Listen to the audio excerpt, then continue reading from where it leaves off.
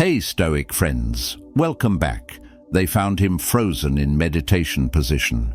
A monk, dead for 75 years in the Himalayas, his body perfectly preserved by nothing but discipline. Even death couldn't break his posture. That's the kind of mental architecture we're building today. You clicked on this video carrying invisible chains. They rattle when you walk, though you've worn them so long you've mistaken their weight for your own body. These chains have names: procrastination, comfort addiction, the desperate need for validation, the fear of your own potential. Today, we're not just breaking them, we're melting them down and forging them into armor. Marcus Aurelius wrote these words while plague consumed Rome, while his own son plotted betrayal, while his body deteriorated from disease. The impediment to action advances action. What stands in the way becomes the way. He wasn't theorizing. He was bleeding philosophy onto parchment, each word a scar earned through survival. Something brought you here beyond coincidence. Maybe your life is a masterpiece of mediocrity, so perfectly average it feels like drowning in lukewarm water. Maybe you've achieved everything society told you to want, yet you wake up feeling like a fraud in your own success story. Or maybe you're simply tired of being a supporting character in your own existence, watching yourself make the same mistakes like a horror movie you can't turn off. The Stoics weren't motivational speakers. They were warriors, emperors, slaves who earned their freedom through mental fortitude alone. They discovered laws that transform human consciousness from scattered light into a laser that cuts through steel. These aren't feel-good principles. These are psychological weapons that will eviscerate every excuse you've ever loved. Fair warning, this video will ruin your relationship with comfort. You'll start seeing your own weakness everywhere, in how you hold your coffee cup, in how you respond to texts, in how you breathe when no one's watching. This awareness will feel like insanity at first. Then it will feel like awakening. Before we descend into these laws, I need commitment. Like this video if you're ready to feel uncomfortable in your own skin until that skin becomes armor. Drop this affirmation in the comments. My discipline is my rebellion against mediocrity. Share this with someone who's dying inside their comfort zone. Subscribe and hit the notification bell because this channel is where comfortable lies come to die. And if you skip even 1 second, you're already proving you're not ready for transformation. 10 laws await, each one a surgery without anesthesia on your weakest self. The person who finishes this video won't recognize the corpse of who started watching. Now, let's get into it. Number 1. Delete the snooze button from your existence. That snooze button on your phone isn't just an alarm feature. It's a psychological terrorist negotiating with your weakness every single morning. 9 minutes of fake sleep in exchange for your self-respect. 9 minutes of biological purgatory where you're neither resting nor rising, just marinating in your own mediocrity. Epictetus, who had his leg shattered by his master and still became Rome's greatest philosophy teacher, dropped this truth. No one is free who is not master of himself. Your phone alarm is asking you a question every morning. Are you a master or a slave? And every time you swipe for those 9 extra minutes, you're answering with chains. The snooze function was invented in 1956, and since then, it's created 3 generations of people who start every day with defeat. Those 9-minute intervals aren't sleep, they're neurological chaos. Your brain begins the wake cycle, floods with cortisol, then you force it back into shallow unconsciousness.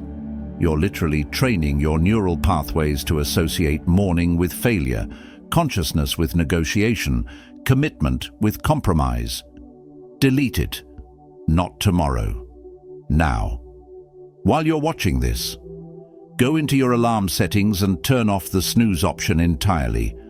Feel that spike of panic? That's your weakness realizing it just lost its morning advocate. Your bed will feel like quicksand tomorrow, your pillow like a lover's whisper, your blanket like liquid comfort. And you'll rise anyway because the option to negotiate no longer exists. Place your phone across the room, volume maximized, with the most aggressive sound available. Not music you like. Sound you hate. Make it violent. Make it impossible to ignore. Your feet will hit the floor not from motivation, but from biological necessity to stop the assault. And in that moment, that raw, primal moment of forced verticality, you've already won a battle most people lose horizontally. The ancient Stoics knew something we forgot when we invented comfort. The first victory of the day creates momentum that compounds like interest. Rise without negotiation, and every subsequent decision becomes easier. Your brain literally changes its chemical composition based on that first win. Dopamine releases, testosterone spikes, cortisol regulates. You become biochemically different than the person who negotiates with time. Tomorrow morning, when that alarm screams and your body begs for mercy, remember, you're not just choosing to wake up. You're choosing who you are for the next 16 hours. Make the choice that your future self will thank you for, not the one your current self is begging for.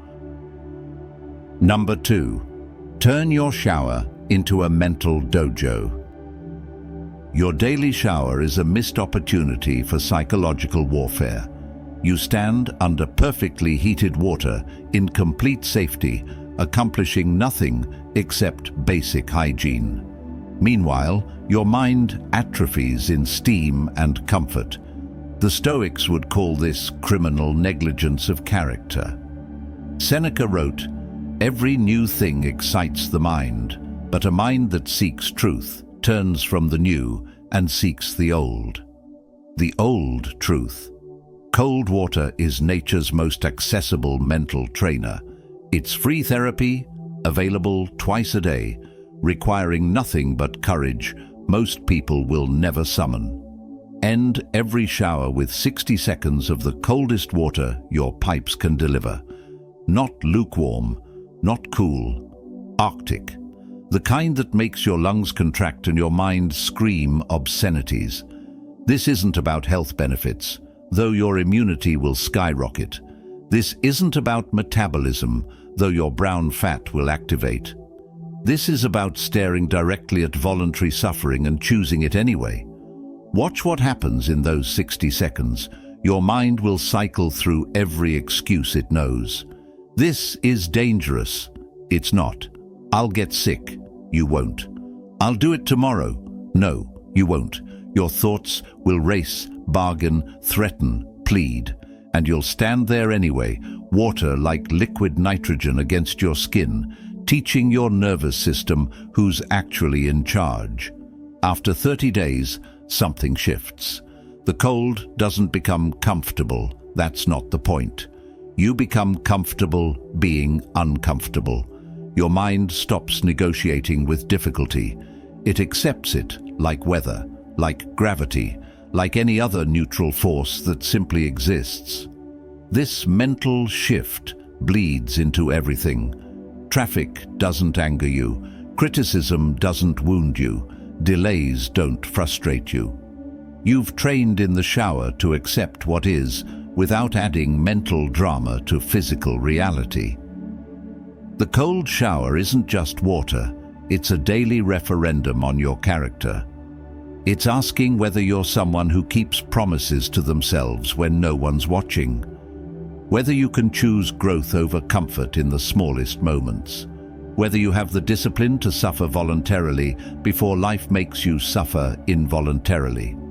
Start with 10 seconds if 60 seems impossible, then 20, then 30. But never go backward, never negotiate downward. Your comfort zone should only shrink, never expand.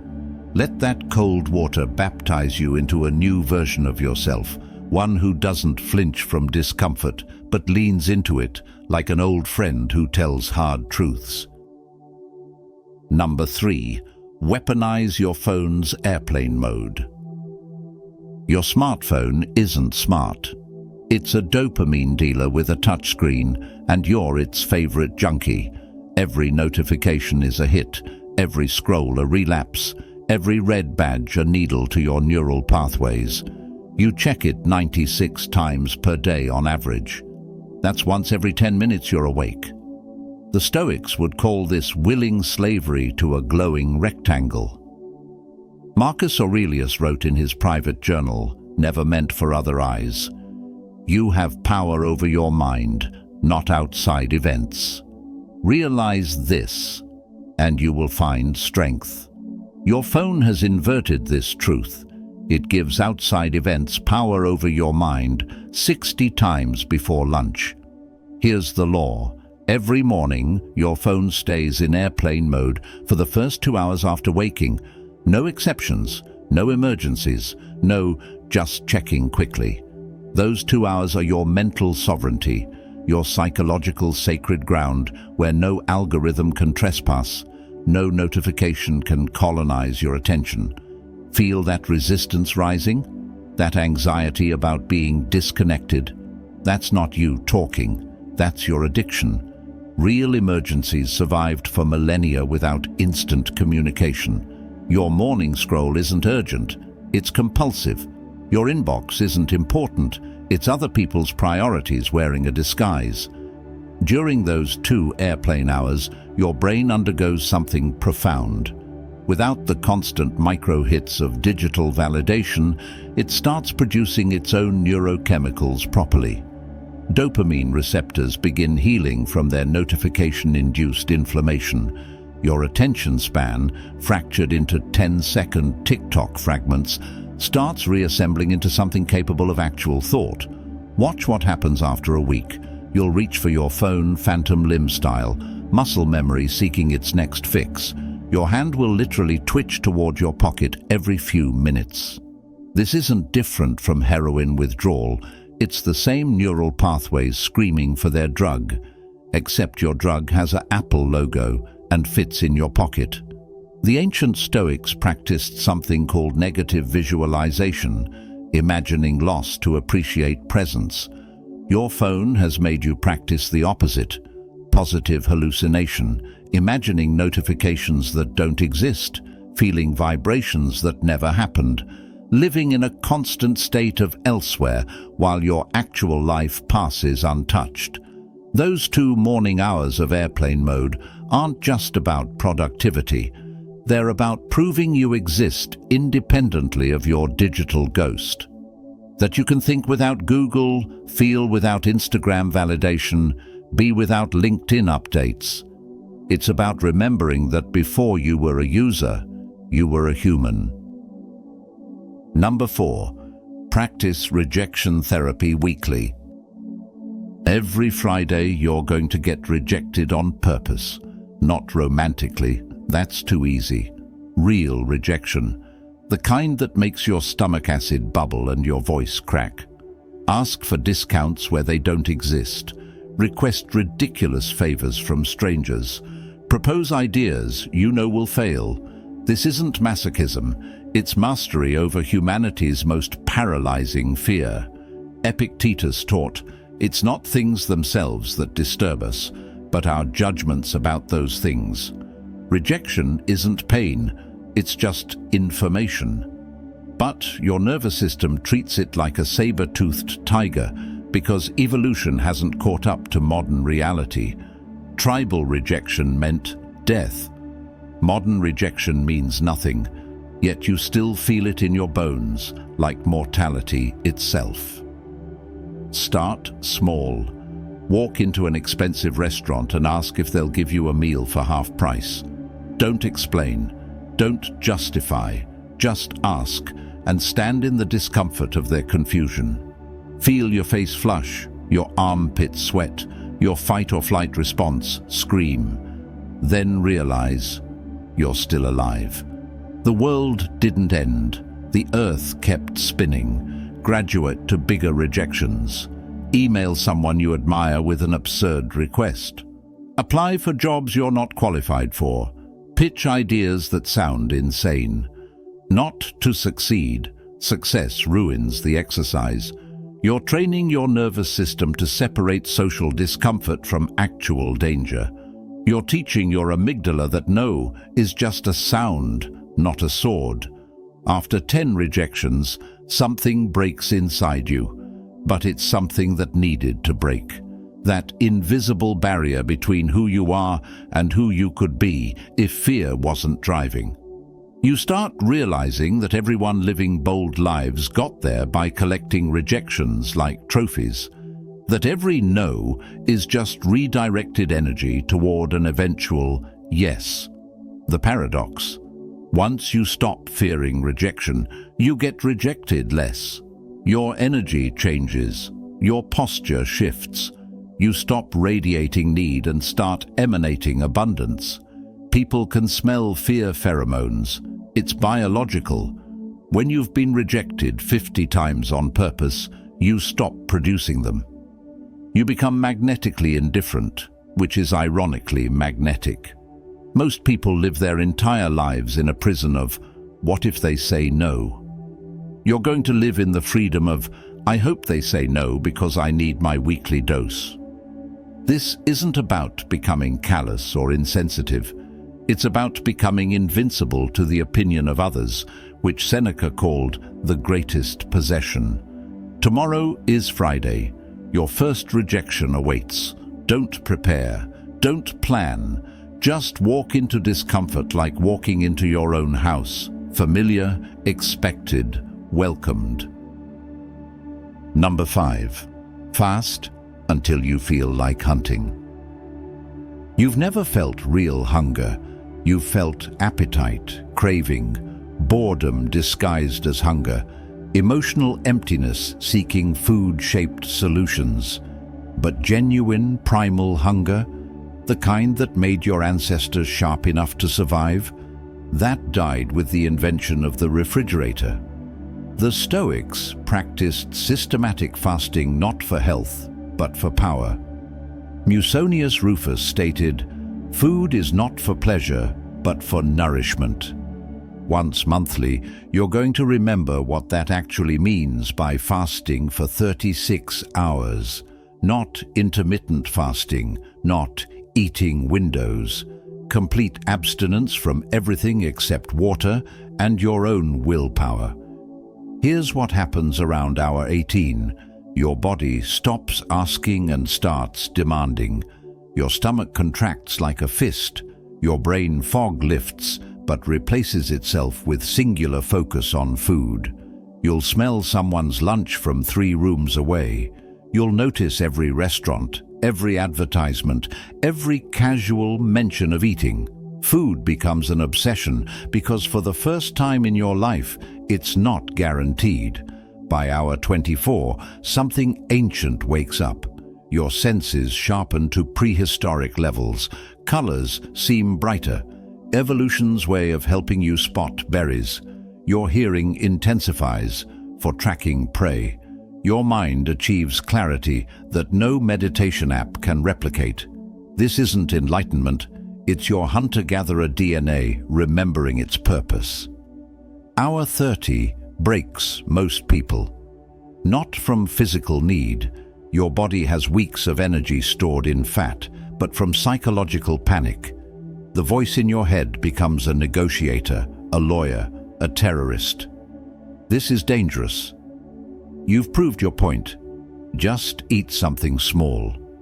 This is where discipline transforms from concept to concrete. Push through to hour 36, and you'll understand something that changes everything. You don't need what you think you need, that hunger you feared. It peaks and then recedes like a wave. Your body adapts, your mind adjusts. You realize you've been a servant to schedules and habits, not actual necessity. When you finally eat, it won't be recreation, it will be fuel. You'll taste nutrients, not entertainment. You'll eat until satisfied, not stuffed. For days afterward, you'll feel the difference between hunger and habit, between need and want. This knowledge becomes power over your impulses, your consumption, your relationship with necessity itself. Next month, 36 hours again. Not because you have to, but because remembering hunger makes you remember what you're capable of when resources disappear. Number 6. Make your bed like your life depends on it. This sounds like military propaganda until you understand the neuroscience. Your unmade bed isn't just messy fabric. It's a monument to unfinished business, broadcasting failure to your subconscious for 16 hours straight. Every time you pass it, your brain registers incompletion, disorder, a promise broken to yourself before breakfast. Admiral McRaven was wrong. It's not about accomplishing the first task. It's about what Marcus Aurelius knew. What we do now echoes in eternity. Your bed is the first lie or truth you tell yourself each day. Leave it chaotic, and you've accepted chaos. Make it with military precision, and you've declared war on entropy itself. The resistance you feel toward this simple act reveals everything. It's pointless. I'll just sleep in it again tonight. That's exactly the philosophy keeping you mediocre. Everything is pointless by that logic.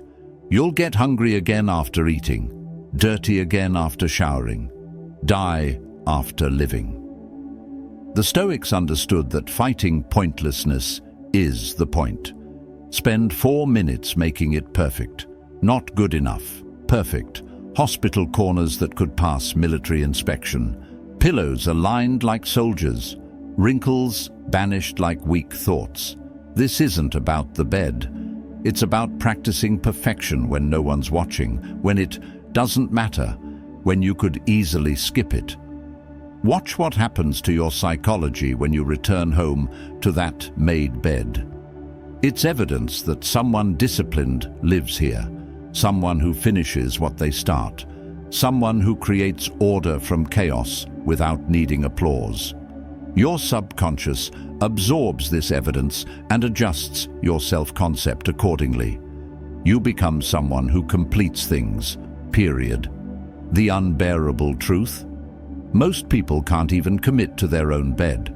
They negotiate with fabric and lose. They can't discipline their sheets, yet they expect to discipline their minds, their bodies, their futures.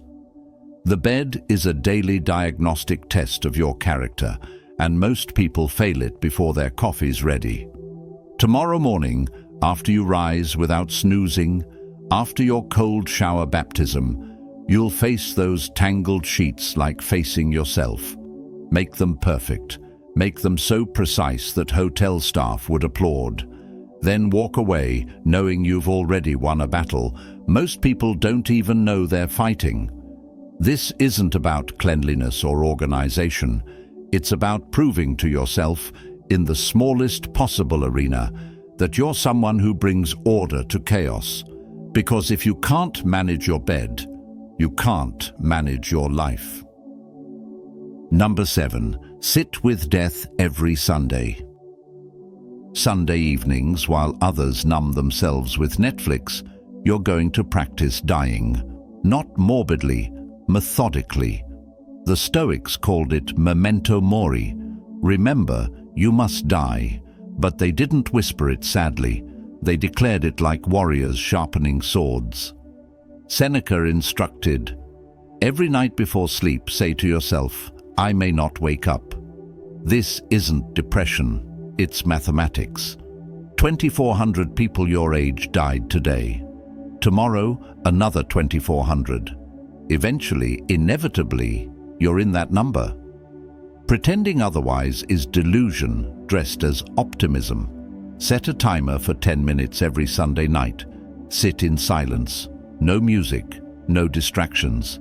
Imagine your funeral in vivid detail. Who's there? Who's absent? What are they saying? What are they carefully not saying? Feel the weight of your unlived life, your unspoken words, your untaken risks. Let it crush you. Let it suffocate you. Let it wake you the fuck up. Most people live like they'll exist forever, which is why they waste time like it's infinite. You scroll through your phone at traffic lights. That's 30 seconds of your finite existence donated to an algorithm. You spend evenings with people you don't like doing things you don't enjoy. That's hours of your mortality sacrificed to social obligation. When you regularly taste death, life becomes psychedelic in its vividness. Colors seem more saturated. Conversations carry more weight. Morning coffee becomes communion. You stop tolerating mediocrity because you viscerally understand that every mediocre moment is one you'll never reclaim. This practice will initially terrify you. Good. Terror is just clarity wearing a frightening mask. After a month of Sunday deaths, you'll stop fearing mortality and start fearing a life unlived. You'll stop saying someday because you'll realize someday is a myth told by people who die with their music still inside them. Number 8. Delete one toxic person monthly. Your phone contains 147 contacts on average. At least 20 are vampires. They don't suck blood. They drain energy, time, potential. Every month, you're going to delete one. Not mute, not restrict. Delete. Complete surgical removal of human cancer from your life. Epictetus was brutal about this. The key is to keep company only with people who uplift you, whose presence calls forth your best. Everyone else is spiritual poison, and you've been microdosing toxicity so long, you've mistaken it for normal. You know exactly who needs to go. That friend who only calls when they need something. That relative who makes you feel small. That ex who keeps you as backup. That colleague who gossips like breathing. They're not bad people. They're bad for you. The difference matters less than the damage. The deletion isn't cruel, it's survival. Every toxic person occupies mental real estate you can't afford. They live rent-free in your consciousness, their potential texts keeping you anxious, their possible calls keeping you on edge. You check your phone differently knowing they might appear. You exist differently knowing they exist. Watch what happens when you hit delete. First, panic. What if they notice? They won't. Toxic people are too self-absorbed to notice absence. Then, relief, like removing a splinter you didn't realize was infected. Finally, space. Psychological space for people who multiply your energy instead of dividing it. After 6 months, your inner circle will be unrecognizable. Quality over quantity. Depth over width. You'll have 5 real connections instead of 50 fake ones. Your phone will become a tool for growth, not a portal for energy vampires. The brutal truth? Some people reading this need to delete you from their lives. You might be someone else's monthly deletion. Good. Everyone should curate their connections like their life depends on it, because it does.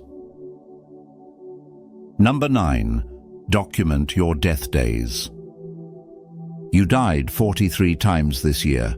Small deaths, micro surrenders. The day you didn't start the business. The moment you didn't speak up. The night you chose comfort over calling. These death days pass unnoticed, uncounted, unlearned from. Starting now, you document every single one. Marcus Aurelius kept a journal that survived 2,000 years. Not of victories, of failures. He wrote, "Be like the rocky headland on which the waves constantly break. It stands firm, and round it the seething waters are laid to rest." But first, he documented every time he wasn't that headland. Keep a death log. Every time you betray yourself, write it down. Time, date, and exact betrayal. 3:47 p.m. Didn't defend my idea in the meeting. 9:23 p.m. agreed to plans I don't want. 11:15 a.m. said yes when everything in me screamed no. This isn't self-punishment, it's pattern recognition. After 30 entries, patterns emerge like blood in water. You'll see that you die most often at specific times, around certain people, in predictable situations. Your weakness has a schedule. Your cowardice has triggers. Your self-betrayal follows a script you've memorized but never read. The log becomes a mirror reflecting your real self, not your imagined self. Most people think they're lions who occasionally act like sheep. The death log reveals you're a sheep who dreams of being a lion. This recognition hurts like surgery, but surgery leads to healing. Eventually, you'll start catching yourself mid-death. You'll feel the familiar collapse beginning and choose differently. The death log becomes a resurrection manual. You'll see the patterns so clearly that dying becomes a choice, not an accident. Document your deaths to stop repeating them. Count your surrenders to stop surrendering. Write your failures in ink so they stop writing your future in stone. Number 10. Burn your backup plans. Your plan B is killing your plan A. That safety net you're so proud of, it's a spider web. Those options you keep open, they're escape routes from greatness. The Stoics knew something we've forgotten. Security is the enemy of intensity. Seneca burned his own safety nets repeatedly. It is not the man who has too little, but the man who craves more, who is poor. Your backup plans are cravings for safety disguised as wisdom. They're the reason you approach your dreams like a tourist instead of a conqueror. Choose one thing you've been half pursuing because you have alternatives. Maybe it's your side business you'll get serious about someday. Maybe it's the relationship you're half in because you have options. Maybe it's the career change you've been considering for 5 fucking years. Delete the alternatives, burn the boats, make it succeed or spectacularly fail. Watch what happens when escape routes close. Your mind stops dividing its attention. Your energy stops leaking into what-ifs. You become psychologically committed in a way that transforms you at a cellular level. Cortisol drops, focus sharpens, creativity explodes. You become someone who has to figure it out, because figuring it out is the only option. The modern world worships optionality. Keep your options open. Don't put all your eggs in one basket. Have a fallback. This is the philosophy of people who fail comfortably. Warriors burn their ships upon landing. Entrepreneurs quit their jobs before having clients. Artists destroy their commercial work to force themselves into authenticity. Your backup plan isn't responsible. It's cowardice wearing a 3-piece suit. It's an admission that you expect to fail, so you're pre-planning your retreat. And guess what? The universe gives you exactly what you expect. Tomorrow, identify your biggest backup plan and kill it. Delete the job applications. Block the X. Burn the retreat route. Succeed or die trying, but stop dying slowly. You've just consumed 10 laws that most people will never hear, and of those who hear them, 90% will never apply them. They'll save this video, promise themselves they'll start Monday, then return to their comfortable cage where dreams go to become regrets. But you're different. Not because you're special, but because you're going to choose to be. Tomorrow morning, when that alarm screams without a snooze option, you'll rise like someone who just remembered they're mortal. When that cold water hits, you'll stand in it like someone training for war. When hunger gnaws, you'll smile knowing you're becoming harder to kill. These laws aren't suggestions. They're surgery. Each one cuts away something weak to reveal something stronger underneath. Apply them, and you'll become unrecognizable to your current self. Ignore them, and you'll stay exactly who you are, forever. Marcus Aurelius's last words before dying: "Go to the rising sun, for I'm already setting." Your sun is rising. The question isn't whether you'll seize the day, but whether you'll seize your life. Like this video. Comment your commitment. Share with someone drowning in comfort. Subscribe for more uncomfortable truths. Your transformation begins now, or it never begins at all.